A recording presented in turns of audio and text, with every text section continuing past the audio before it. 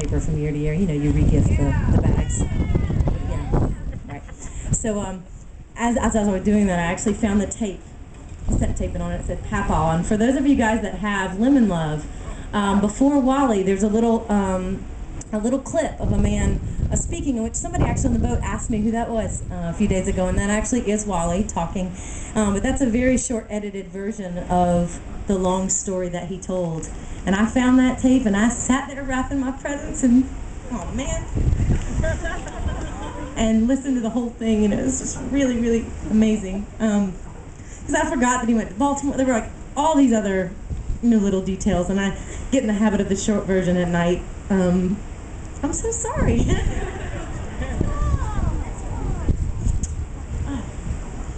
So, as I was saying, I'm sorry, I don't mean to get so melodramatic, but it is my grandfather, so give me a pass on that one. But they met at a USO dance, and he says on that tape, I use his words a lot at night, so people that get aggravated that we tell the stories the same way, they just have to give us another pass, because that's exactly the way he would tell it. He said that they danced until they stopped the music that night. He said he walked her home, and that it was raining, that there was a big puddle, and he said she let me pick her up and walk her through the puddle. Yeah, and then he told me about the proposal on there, which I never share, which I think is kind of interesting. I mean, it's simple. The whole story is very, very simple, but he was talking about how, one day they just were sitting on a swing, and that he was about to have to leave for Baltimore again, and he said, I don't really know how it came up, but we just started talking about getting married, and I never really asked her. We just said, let's just go get married. And they just went. And I think it's beautiful because we as women, we build up the proposal, and we think it's got to be perfect.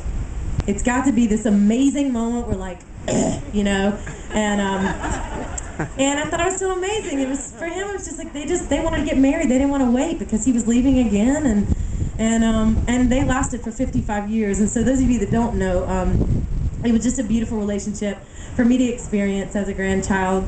Just their consistency, walking through all the stages of life that we all go through, that some might seem easy, but if it's easy, then the next one's coming, and it's not. And they went through a lot of that, with just her health and their financial struggles and losing jobs, the whole, grouping of things that we all go through. But anyway, there was always this thing with them that you could just feel, and they just loved each other so much. And I often tell the story about the dinner table, just because I think that's just one little ounce into their personalities. But we would be sitting, I have a large family, and we'd be sitting at the dinner table, and really, really often my papa would look at my mama and he'd just say, I love you, mama. I love you, daddy. Mind you, we're eating. This is just out of the blue, later in her years, she had a stroke, and she wasn't able to talk for a while. And I share this moment just because it happened one time, and it was just something I'm so grateful that I caught. But I happened to look up one evening, and my papa looked at her.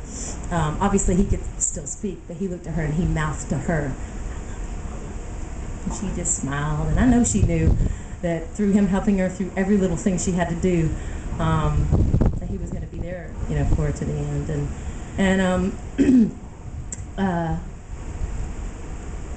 Yeah, so my grandma passed away, and this song was sort of my way of beginning to let go. I started this song actually just a few days after her death. My papa was holding a portrait, an 8x10 portrait that now hangs in my house, of her, and I'd never seen it at that moment. And I walked over and I sat beside him and asked him about it. And he said that when he was out at sea, that she sent that with him to have something with him. And across it were the words, "To the sweetest boy I've ever known, love, Faye."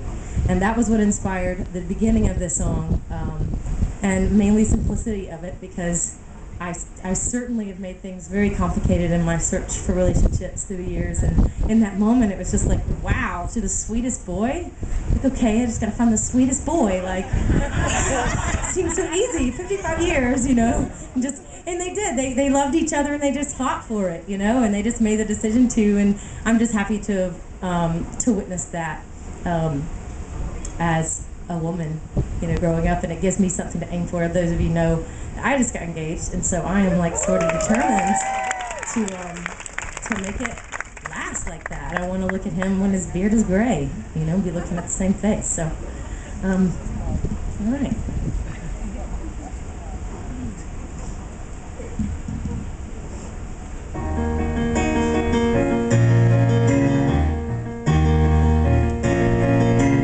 Dear Wally, I'm writing this letter sincerely to tell you you're the sweetest boy I've ever known.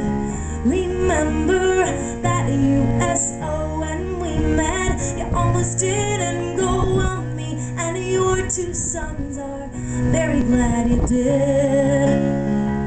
'Cause when your eyes found me, I could hardly breathe. I wanted you, glad you wanted me. I never stopped falling in love with you, Wally. From the first day I saw you, I was sailor bound. I just knew you had me. I was yours. We danced out on the floor, and with each passing day, I only loved you more.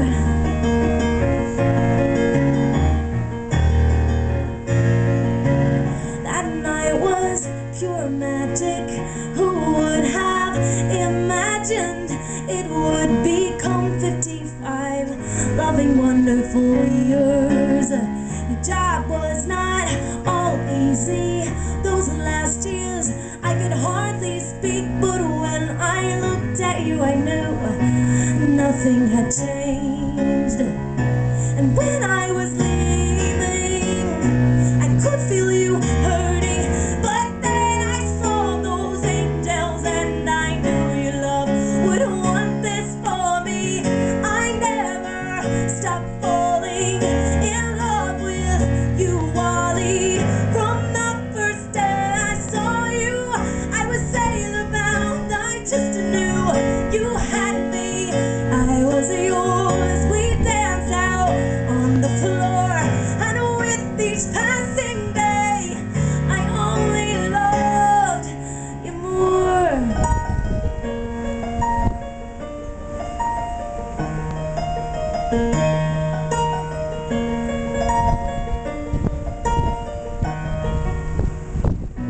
So while you're